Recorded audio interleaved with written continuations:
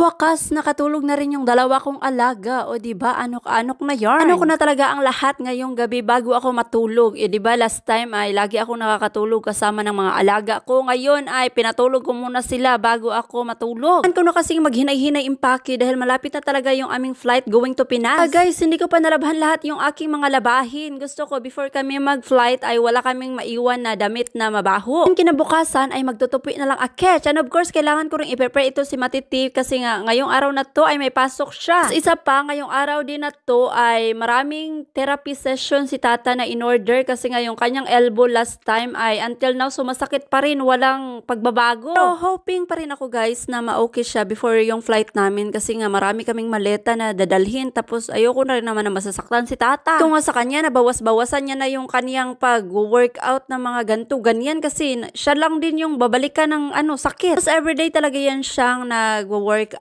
Walang araw na hindi siya nag-workout. Kahit 1 hour man lamang, at least nag-workout siya ba kasi nasanay na siya. Ito na nga si Matiti, pinatutbrush ko siya after ko siyang binihisan pero buntot-buntot pa rin siya kahit saan ako mapunta. Hindi ako ang i-check niya, si Lily na naman yung chine-check niya. Kahit saan na lang talaga to si Mati. Ang ata yung nakikita ko dito nung nagtututbrush na kahit saan na lang mapunta. Naghihintay lang din pala kami kay tata kasi nagsi-CR pa yung aming driver. Pagkatapos ni tata ihatid si Mat sa school ay dediretso na siya sa therapy niya. Ayun, how are you? Nakabalik na siya. How is your physiotherapy? It's not good. Huh? It's not good. It's pain all the time. I'm angry. I don't feel squeeze. It's back again. What did you do to make that happen? I punched the boxing bag. Hi. Changed. Are you punching every day?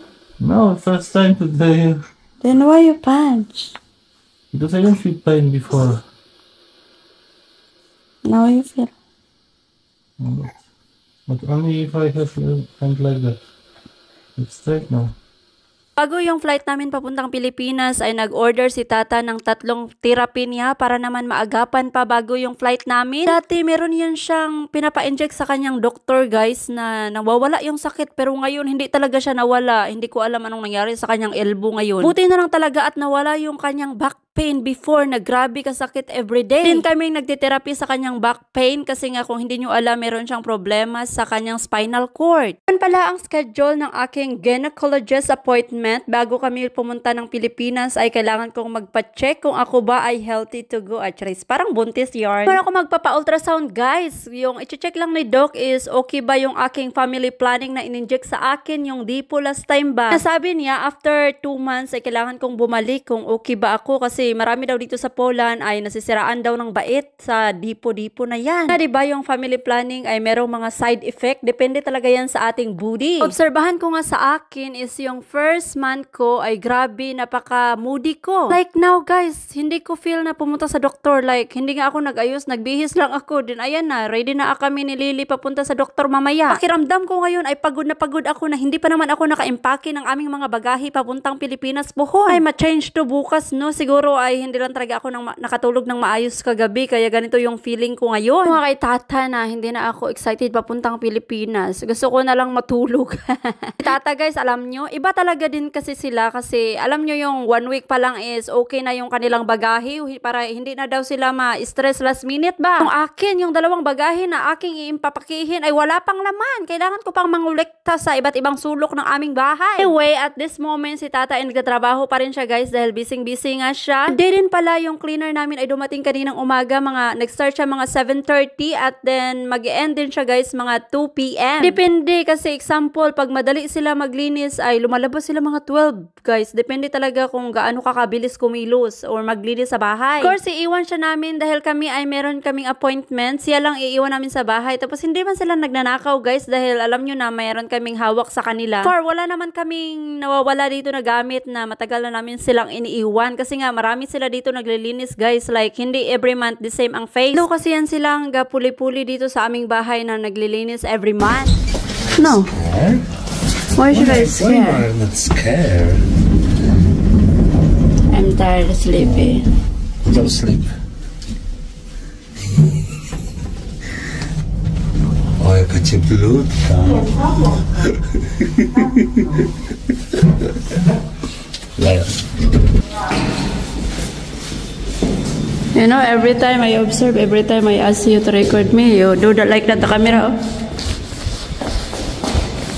Talaga yung naobserbahan ko sa kanya, parang galit pag inuutosan ko na i-record niya din ako minsan, no? Punta nga lang kami agad sa reception pagdating namin, and then sabi ng receptionist ay papunta kami dito sa room number 4 kasi meron pang inaatupag yung doktor. Talaga yung aking doktor nung buntis ako kay Lily, dito kami nagpapa-ultrasound at siya talaga yung nagbibigay sa aking kavilatan.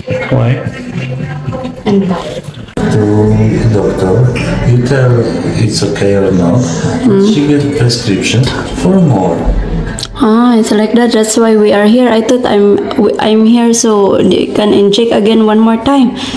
And now we are going to Philippines. Medicines. Yeah, that's why I'm thinking, why me how don't? Doctor tell everything for us. So now we don't have iod until we go back.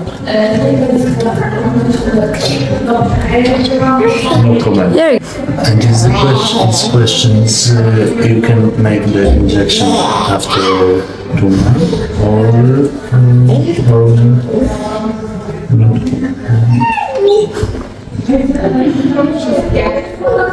We don't need to inject. We are not making iod. get the medicine to get the injection in Philippines too. Yes? I don't know. We don't need an injection. We are not making iod.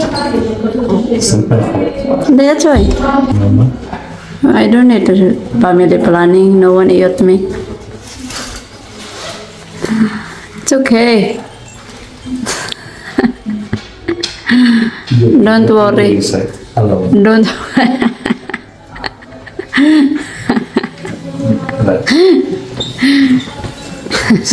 Because you are